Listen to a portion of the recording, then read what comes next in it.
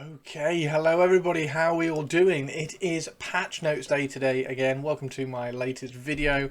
Yes, I know it's another patch notes video. It's not an excited video about enchanters or the feedback video that I said I was going to do about the rogues. I'm really sorry. It's just trying to fit kind of time in to do these is mental. I do try and do the patch notes because I think they're important just to kind of have a chit chat about. And the patch notes this time are actually rather interesting. They're quite an interesting one in terms of what they might be suggesting. So we can have a little bit of a chat about what they might be meaning for the game going forwards. And also you'll notice that the build numbers have gone down drastically. So we are now on build 016295 as opposed to that. So it's easier for me to read out now, which is great. Anyway, April the 16th. Patch notes. The Veil of Azerius is now available as a fresh start server. I couldn't care less, to be honest. I play on Black Moon. I know the Black Moon economy has been rumoured to have been blown up. I haven't particularly seen anything that's affected me personally, like directly. There have been some crazy prices being sold for things, but like it's early access.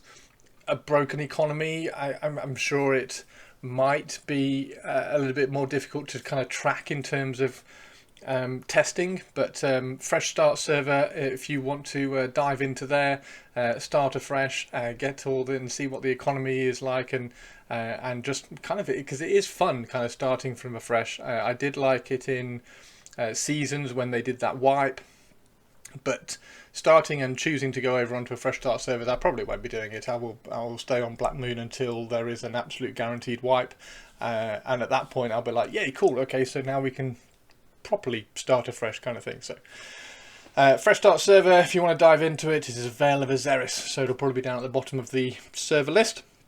They have hooked up the new spear and one-hand slashing auto attack animations for humans, elves, halflings and dark mers.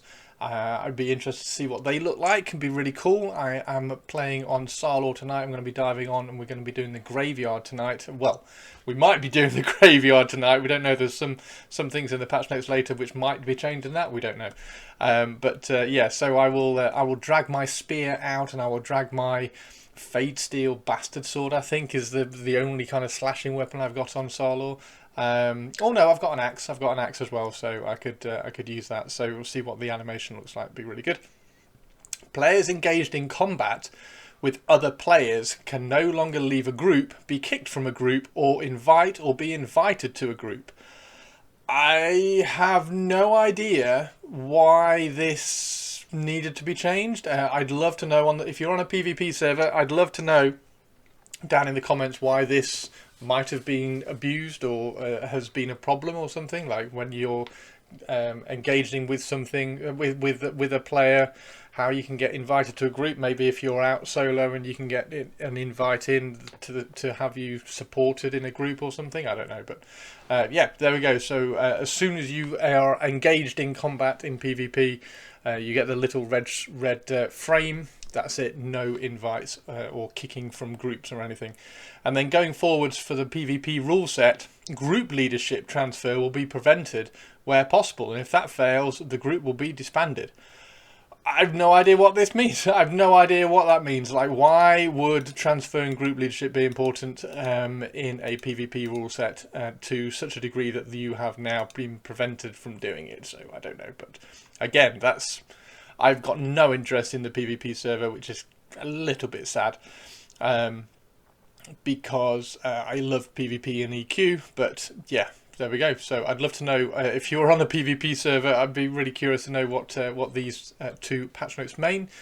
The reduced ability tooltip pop-up delay slightly, so they've reduced that down. The ability, so when you used to hover over your abilities, the tooltip would pop up instantly. Then they put a delay on it last patch, which was quite a long delay. It was, I don't know, maybe 2 seconds. So as soon as I kind of got in, I thought, oh, that's a little bit long. So just dropping it down, that's fine. Hopefully it took them all of 2 minutes to do that. Confirmation requests, such as group invites from players that are being ignored, will now be automatically denied. That's probably fair. Like if they're on the ignore list, there's a reason why they're on the ignore list. You don't want to accidentally have a group invite from them. Item buffs being added and removed are no longer displayed by the scrolling combat text UI. Oh my word. Right, so I don't even know why. I don't even know why this. So hopefully this is what I'm thinking it is. If you are, so I have on the cleric, you have the holy book. So you have the little holy book, which gives you a buff. If you are an enchanter, you have rune shield, which is a kind of like a passive buff as well. But if you are hungry, for some reason, it would add and remove that buff over and over and over again, and you would just have a page, you just have a screen full of the buff, the buff being added and removed, and it would just constantly scroll. It was really, really weird. So hopefully that is what they mean. So that's really, really cool. So I like that. Bug fixes. Last few little things on the bug fixes. Fixes for some item issues that sometimes happened when players looted items from corpses or traded items. So they fixed some item issues that sometimes happened. I've no idea what they were. I know that we've been having a lot of problems recently with fully looting your corpse. I know they were also mentioned that the corpses were linked with the stacking when you were stacking into the bank and things like that. A few times recently I've been looking at a corpse and it's left something on the corpse, but I've not known that. Like, it hasn't shown up that there's something left on the corpse, and then you zone out or you log out and then you log back in again, and the item is on the corpse and it's not in your inventory. So I don't know whether it's something like that, but I'm glad that they've fixed that if it is, and if it's not that, it's also good that they've fixed anything with corpses. It's always great that they've got to fix that nice and quickly. They fixed a crash that sometimes happens when a group is disbanded. Okay, that's cool. Nice little fix.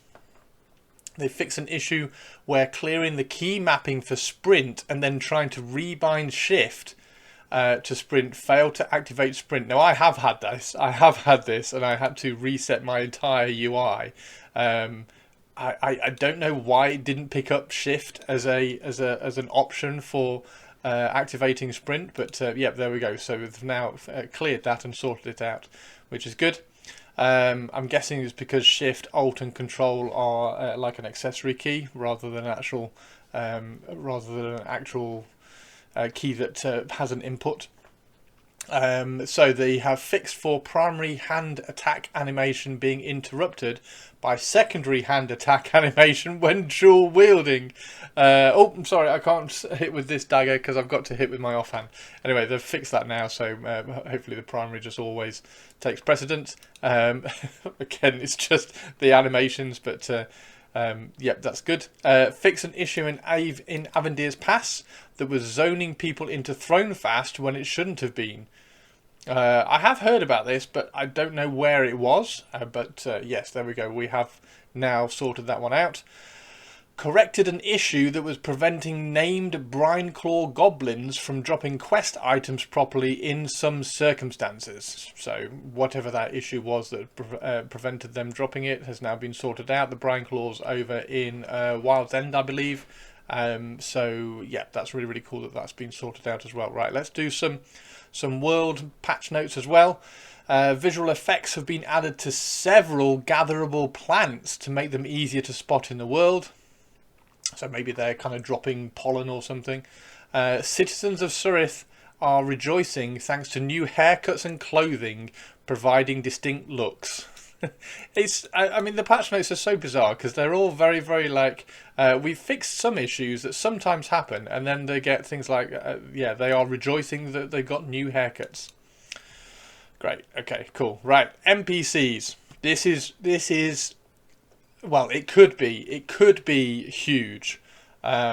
We have a group that plays every night at the moment, having an awful lot of fun. But we just don't like going to Wild's End because there's no loot there. Like, you kill some of the halflings over in Wild's End and you used to get like 15 copper. That's not helpful at level 40. We need a little bit more money than that. So yes, they have. The coin amounts, the coin drop amounts have been adjusted for Thronefast, AVP, Halnir and Wild's End. Now, I hope that they haven't dropped the coin amounts that you got from the ghosts, because that was sort of an appropriate at their level. You got a lot of silver every time you killed a ghost, but it was appropriate for that level because the amount of spells that you need in going into the 20s and things, and how expensive they are, it's important that you can get those. So hopefully they haven't dropped that down. However, they've been adjusted for Wild's End as well, and hopefully that's gone up a lot, like significantly, because at level 40 you need money for your spells, and at level 40 the only XP you can get is like over at Wild's End, or one of the only XPs you can get is over at Wild's End in the moors, and they were dropping 19 copper. So yeah, hopefully that has been absolutely bumped up, and they're dropping like a gold every time you kill one or something. So yes, excellent, good little change.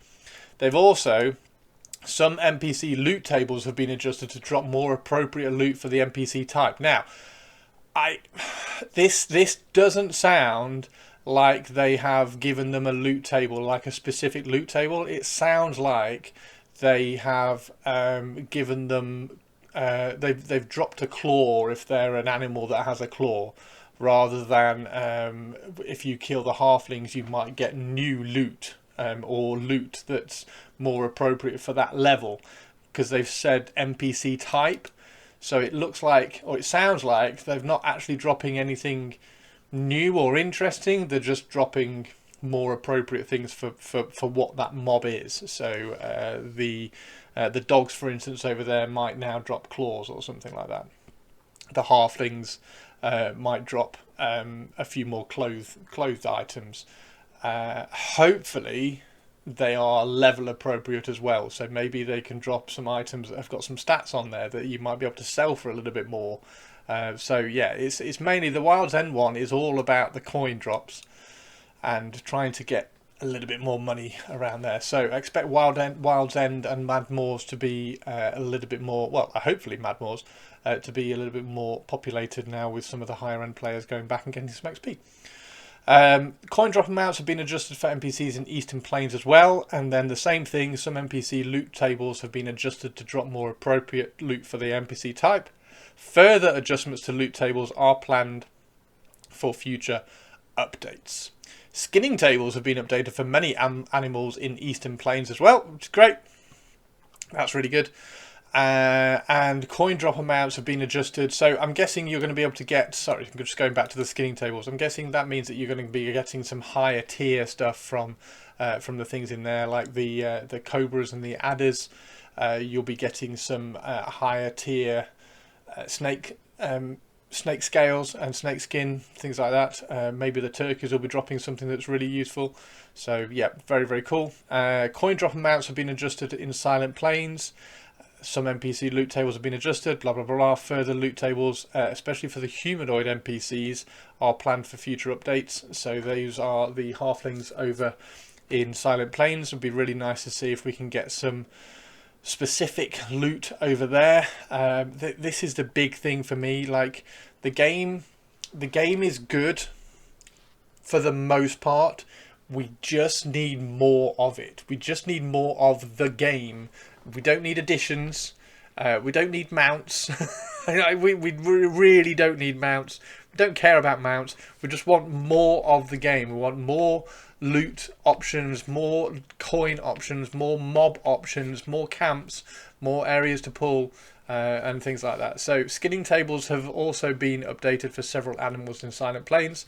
So same as the ones in Eastern Plains, some animals that could previously be skinned for incorrect pelts are temporarily no longer able to be skinned. Oh, so we've gone backwards a little bit.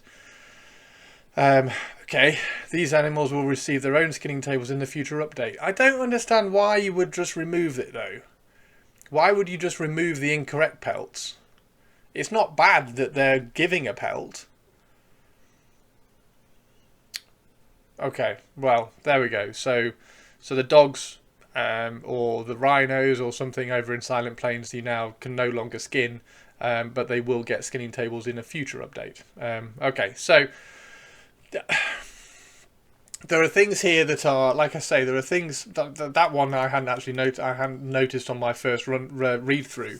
They will get us a skinning table in a future update, but we're going to remove it at the moment rather than give you an incorrect pelt, which doesn't really make any difference in terms of, oh, I've got a cat pelt from a dog. Like, we don't mind that because it's a testing server and we are testing, and then when they get the patch ready they can just swap it to a dog pelt. I don't know.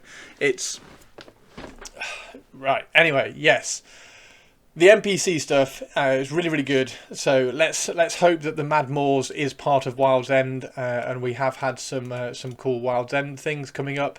And let's hope that the coin drop amounts haven't been adjusted down. Like they seem to be neutering a lot of things at the moment. In terms of last patch, they neutered a lot of the mobs in certain areas, so it was easier in inverted commas to break into certain areas, and by making it easier all they did was just remove mobs. Like breaking into Harathina's room, so easy now because there's like 18 mobs there now rather than 50. Breaking into Mad Run, so much easier now because there's like 10 mobs to get into the bridge rather than 20 or 20, 30 mobs to get into the bridge. Everything is just a little bit neutered and it's a bit easier to kind of access, which it's starting to take a little bit of the enjoyment away from I don't want to say like the more advanced and skilled players, but the more advanced and skilled players. Like I wouldn't class myself as an excellent player. I'm pretty good.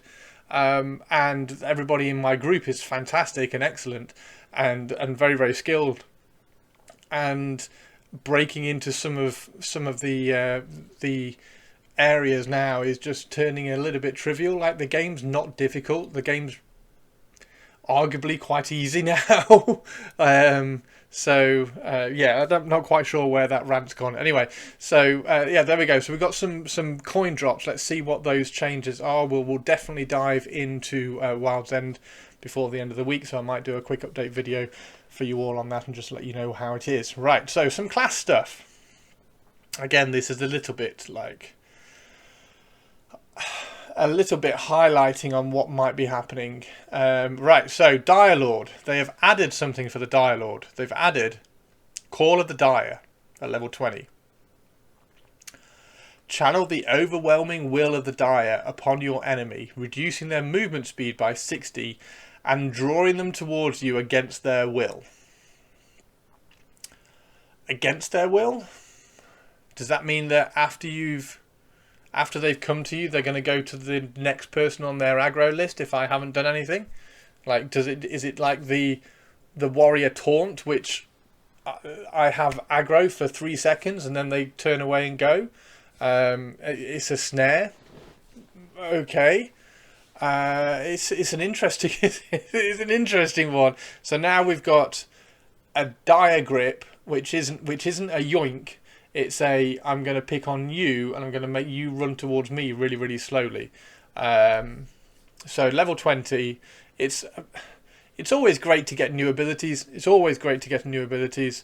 I am curious to know how I'm going to use this on my Dire Lord.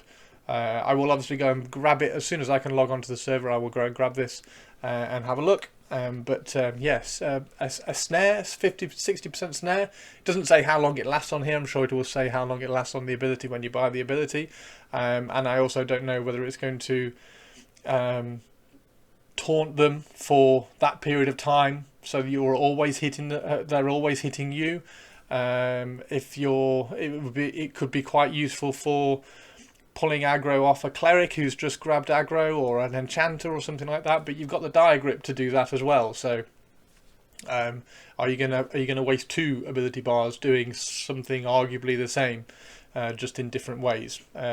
If I'm sure there will be people who prefer this one over dire grip, and vice versa, but again, it's a little bit of a futile ability addition.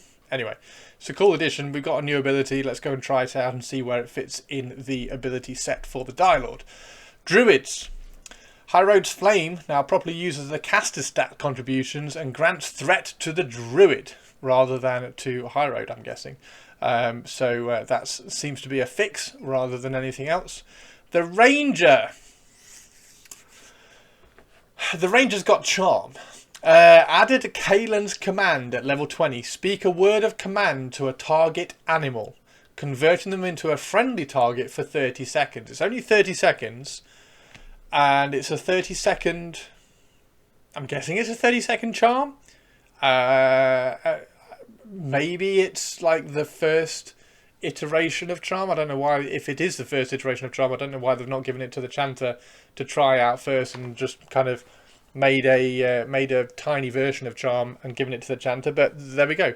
Whether you'll be able to get that to attack or what you'll be able to do with that target animal, I don't know. But there we go. We get speak a word of command to a target animal, converting them to a friendly target. But it's only for 30 seconds. Can you recast that instantly? Again, that will be one that we'll have to log into the game and find out. Right, now the Warrior. Now this is where it gets interesting, because the Cleric has been highlighted as a class that has been worked on. We're going to work on the Cleric. We're going to get everything sorted out for the Cleric. We're going to get everything sorted out for the Druid and the Shaman. We're going to do all the healers. So the Cleric, the Druid, the Shaman. We're going to get all their new abilities in. And then we're going to go and move over towards the Warriors, the Dire Lords, the Paladins, and get all their stuff done. Now, the Cleric's got a book. And we've got a floating book, which gave us 1 wisdom. And something else. I think it gave us a crit heal or something, a crit heal chance. I'm sure that is a line of spells, so we're going to get more books as the levels go and as they start putting them in. But I would have liked some more stuff for the Cleric, just some more interesting ways to play the class, a little bit more of a battle cleric, an interesting and unique take on how to play a cleric, just something more. I hope this means that they haven't kind of just forgotten about the cleric and well, not forgotten, but like, okay, that's it, the cleric's done. We're good, and we'll add in the expansion of the lines of spells at a later date, rather than adding new abilities, because I do think clerics need something. So, but the Warrior, if you are playing a Warrior, you get a little bit of happiness here, because banners are now slotted as stances.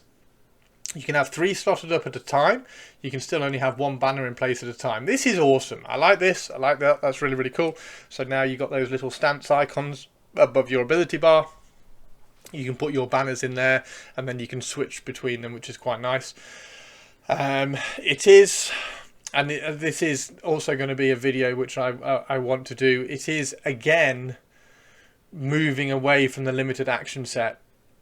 We moved away from a limited action set, in my opinion, when we had the technique bar, because the old combat techniques tended to be the things that got swapped around from our ability bar the most, and they were a real choice about, okay, do I want to put this in here, or do I want to put that in? Do I want to put an ability, as they are now? Do I want to put an ability in here, or do I want to put a technique in here? Like, do I want to swap this out for a technique? Do I want to get more of these techniques in here to help the group out, or do I want to get some more abilities? As soon as we had that bar, the ability bar just became, okay, I'll just put all my abilities on it, and then I'll put all my techniques on the bar and maybe swap a couple of the techniques out. So we are slowly, sadly in my opinion, moving away from the limited action set, and this is another one. So the banners now, they're moving away from, I believe they were a utility before, they are now a stance, so that's opened up even more slots in your utilities or your ability bar for Warriors. Increased banner duration to 5 minutes, which is fantastic, and increased beneficial detrimental range by 5 meters, which is great. Right, so Pound, Pulverize and Demolish have been renamed to Pulverize and given ranks. So Pulverize level 1, Pulverize to level 2, Pulverize level 3. Pound is now Pulverize rank 1, Pulverize is now rank 2 of the line, and Demolish is now Pulverize rank 3. Each of these ranks causes a disempower effect on the target at less than 40% health. I don't like that change. I don't get what Pulverize 2 and Pulverize 3 give to the game away from Pound, Pulverize and Demolish. They sound better. Is it because they can't think of a Pulverize 4? Can't they think of a name for Pulverize 4? I'm sure they can. So why change? Why are we going to have? Are we going to have Fascinate rank 1, Fascinate rank 2, Fascinate rank 3, rather than the Mez Fascinate moving forwards? I mean, the rogues have already got Backstab 1, Backstab 2, Backstab 3, Backstab 4. Right, anyway, and then Smash and Shatter have been renamed to Smash and given ranks. Same thing, Smash is now the first rank and Shatter is now Smash 2. Both of these ranks will stun the target if it is less than 20% health. Again, don't like it.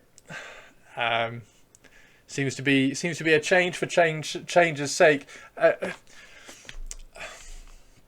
want to kind of say that they're trying to normalize everything, so everything has got the same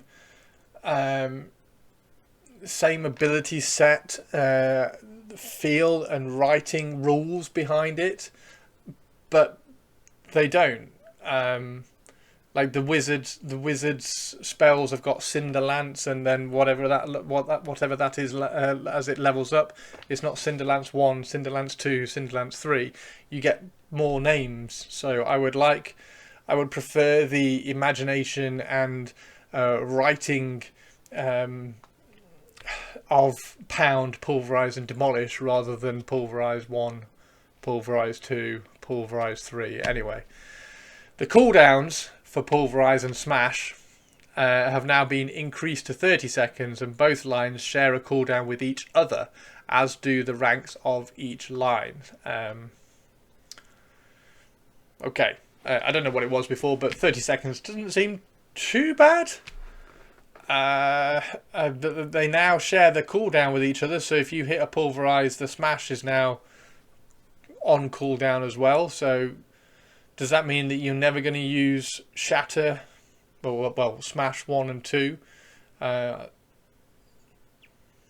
So you're choosing whether to disempower or whether to stun if they're less. So anyway, right. Interesting. If you're a warrior, let me know what you think. I'm going to have a chat with some of the warriors in my guild and find out what their thoughts are on that. A lot of it is just insignificant, to be honest, to me. Right, okay, let's have some of the additions. Let's see how cool these are. Added Shield Prowess. Now, I do like this. Your prowess with a shield grants your increased offensive capabilities after blocking. Successful blocks will reduce the cooldown of your Pound and Smash line abilities by 2 seconds. Additionally, for 10 seconds after blocking, you will be able to retaliate with the Punish ability. I love this. I love this. This finally is one of those abilities which I think is really, really good for the warrior. I think it's fantastic. Gives you a reason to wield a shield, gives you a synergy which synergizes with some of your other abilities. For 10 seconds you can then retaliate as well, so retaliate will pop up. It will probably be a free ability as well. You'll be able to do retaliate for free. Yeah, I really, really like that. They have also added Punish at level 10. Punish the enemy with a powerful shield strike, dealing physical damage that generates increased threat and 1 battle point. Punish must follow a successful block. Still really, really good. Still really good. Following a successful block will be interesting. I don't know whether that's going to light up once you've blocked, and it will give you a 3-second window to hit that button. So it will be interesting how that works. But again, it's another really, really good addition. I love the idea of warriors with shields, so rather than dual wielding warriors, because it's the best way to keep their to keep their resources up so that they can keep taunt. So yeah, the shield additions here are really cool. I like this a lot. They've also added Hammering Blow line starting at level 1. They've added a line. Hopefully this isn't going to Hammering Blow 1, Hammering Blow 2, Hammering Blow 3. They've added it at level 12. Hammer the edge of your shield into your enemy, dealing physical damage. If the target is below 25% health, gain Upper Hand, reducing incoming physical damage by 15% for 10 seconds. Love it. Absolutely brilliant. I'm really enjoying all the shield things that are being added in. And I think I think these sort of abilities they need to really kind of highlight and say this is what this game is about and B needs, because there's a lot at the moment that seems to be normalizing classes and giving every class the ability to do a heal, giving every class the ability to do this. So yeah, I really like this. Added Banner of Warding line starting at level 14. Plant a Banner of War near you for 5 minutes. Why is that a line? Surely it's just a Banner of Warding. Plant a Banner of War near you for 5 minutes. Remaining within 15 meters of the banner will increase your group's spell mitigation by 10%, while also increasing the physical damage your group receives by 10%. Wait, what? Increase your group's spell mitigation by 10%, but we also get 10% more physical damage against us. That sounds like the Paladin one. So if you're fighting a Mana Weaver, a Ghost Mana Weaver, then he can nuke you less, but he'll hit you harder. Okay. We're gonna have to get that one in game and have a work out what that actually all means. They have added the Cleave line, also starting at level 14. I'm loving all these additions. This is excellent for the warrior. Requires two-handed weapon. Cleave your weapon through the air, dealing physical damage to enemies in a 120. That's awesome. 120 degree arc in front of you. This is really cool. So almost like an AOE taunt. So they do have. Where's the There it is. So Mighty Yelp, release a Mighty Yelp, taunting 4 enemies within a 10 meter radius and snaring them for 10 seconds. And then, because I'm guessing that's not going to do any damage, so it's just going to be taunting them and aggroing them for 3 seconds on you, like the taunt does for the warrior. But then, if you have got that all synergized up, you could then do the Cleave line and do physical damage on all of them as well, just to increase that threat and increase that aggro. The only downside to that is that you're using a two-handed weapon, so maybe you're not tanking, or maybe you're not a main tank in that situation. But yeah, interesting. Nice ability. Gives you an option for a two-handed weapon. So yeah, it's always good to have options and then kind of weigh up which route you want to go. Maybe you do want to tank as a warrior with a two-handed weapon, and now you have an ability to. Or now you have a new ability to give you some more options. They've added the counterplay line at level 16. Brace your weapon with your shield, causing physical damage to attackers when you successfully block. Oh, I love this. This is really good. This is really good. Okay. So warriors need to do damage to maintain their aggro and maintain their taunt. That's one of the issues when you have a shield. You are sometimes struggling for the taunt and the aggro because you're not dual wielding. So this is really good. So counterplay level 16, and then they've also added shield throw. You are literally going to be Lurtz. You are now a Lurtz. I need, as soon as the Scar come out, somebody needs to make a Lurtz. A Lurtz warrior, so that they can do shield throw at level 20 and pin Aragorn to the tree. Right, anyway, hurl your shield at Aragorn, at the target, dealing physical damage and knocking the target down for 3 seconds. While your shield is travelling, you will be shieldless and unable to use shield-based abilities. I love it. It's really cool. I hope that animation is literally throwing your shield. Fantastic. Brilliant. I'm really liking all of these. All of these shield things are really cool. Right. And then added the Mighty York, which is the AoE taunt for 4 enemies. And then they've added Shield Mastery at level 30. Your mastery of the shield grants you increased offensive capabilities after blocking. Successful blocks will reduce the cooldown of your Mighty York line by 2 seconds, and your Pound and Smash line of abilities by an additional 2 seconds. Additionally, having a shield equipped will increase your outgoing physical damage by 15%. These effects stack with shield prowess. Now, these being renamed to Pulverize rank 1 and Smash rank 1 and Smash rank 2, I'm guessing helps this out. But then, like, we know we're going to read. Everybody reads their abilities, and if you don't read your abilities, read your abilities. It's the biggest thing in the game. You need to read all your abilities because there are synergies with some of your abilities that do things that people don't realise.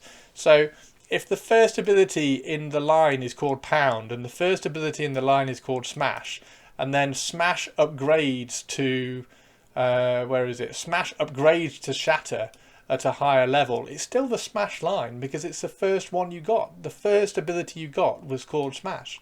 So it's okay. You can call them, you can call the abilities these cool names. It's fine. These effects stack with shield prowess. Additionally, having a shield equipped will increase your outgoing physical damage by 15%. Oh, that's really good. That's really good. So that's a passive. That's a passive. I wonder whether that's going to be a passive that you have to have on your bar, or whether it's just an innate passive which the warrior gets. That's really cool. I like that a lot. Yeah, increasing your main hand damage because you have a shield equipped is a really clever way of doing it. Right, so they have added a Dragonfire Bomb for the wizard at level 30. Breathe a slow-moving ball of Dragonfire that damages all enemies in its path until it detonates, dealing splash fire damage to all nearby enemies. So it's a very, very slow-moving javelin that then AoEs at the end of it. Okay, that's cool. I could get that.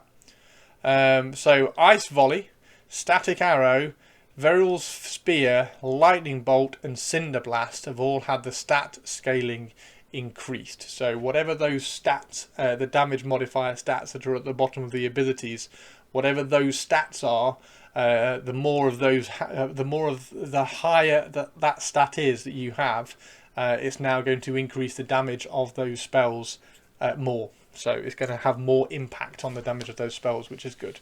Okay, let's have a look at the items. So, Mystic's Tattered Leather Breeches now apply the correct amount for their bonus stats. It would be brilliant if it was Constitution. It'd be great if these were Constitution, and now they are applying Agility or whatever is more appropriate. Then that would be really cool. It does say correct amount for their bonus stats rather than the correct bonus stats. So I'm guessing it's like Wisdom 2 and now they're Wisdom 3. Anyway, Mystic's Tattered Leather Breeches. Congratulations, you now get some cool more stats. In preparation for the release of crafting work orders, the contents of treasure chests in low-level areas have been adjusted. Crafting work orders. I'm going to have a search through Discord and see what crafting work orders are. Tier 1 crafting schematics that will be obtained from work orders in the future have been flagged as no trade. Okay, I understand what they are now. Right, yes. That's good. That's cool. I like that. And also the treasure chest, because so before you used to be able to get your, well, at the moment you can get schematics from treasure chests. That's the main way of getting all the schematics, particularly like the tier 3 schematics. You get them from the treasure chest. What they're moving towards is crafting work orders, where you're going to have to do some sort of quest line to gain access to the higher level crafted schematics. So, and those schematics are going to be no trade as well. Right, so visuals for monk-specific armor have been updated. Oh, it's exciting! We get to see the cool new monk items, the look of the cool new monk armor, which is really, really cool. No longer will they look like casters. They now look really cool. They've got those really awesome oriental hats on. They look great. I love them. So I'm looking forward to seeing those. I've got a very, very cool monk friend, so I'm going to be getting her to log on ASAP so I can just go, wow, that looks awesome. So yes, monks rejoice. Additional visual updates for armor of all types will occur as artwork becomes available. Vendor purchase prices for most spell and ability scrolls have been adjusted and rebalanced. Hopefully brought down, because I don't know how I'm going to get 2 mithril to buy my rogue abilities. I just don't know. Although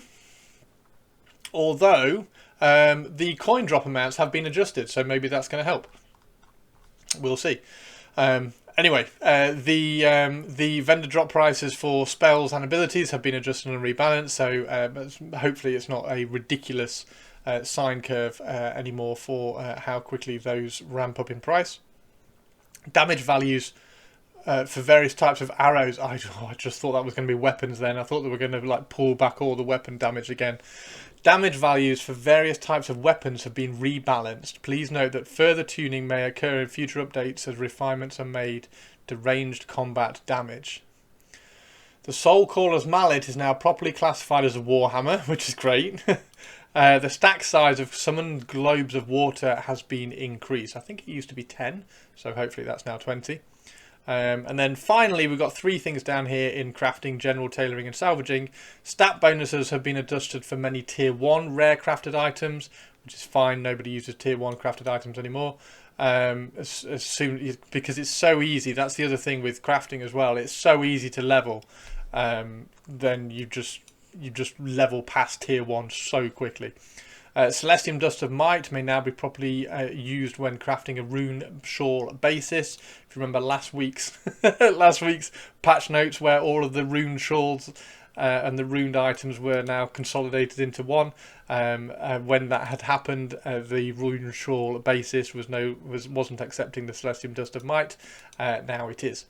And then the chance to obtain Celestium Dust from salvaging an item with stat bonuses has been increased. Okay, that's all the patch notes for this week.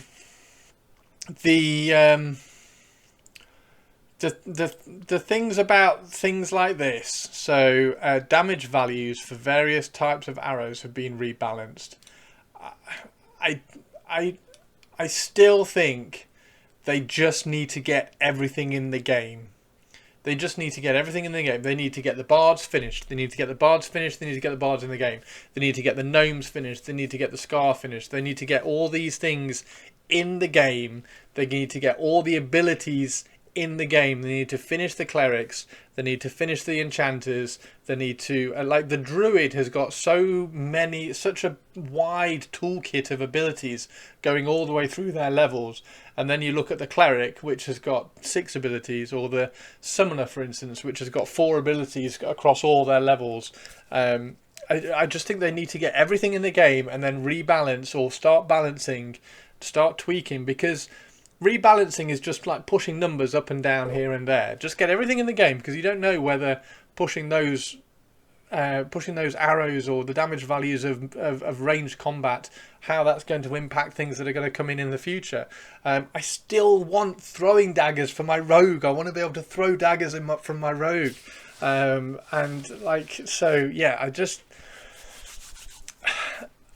don't want them to get distracted with things like mounts. Just get things in the game that are critical to the game.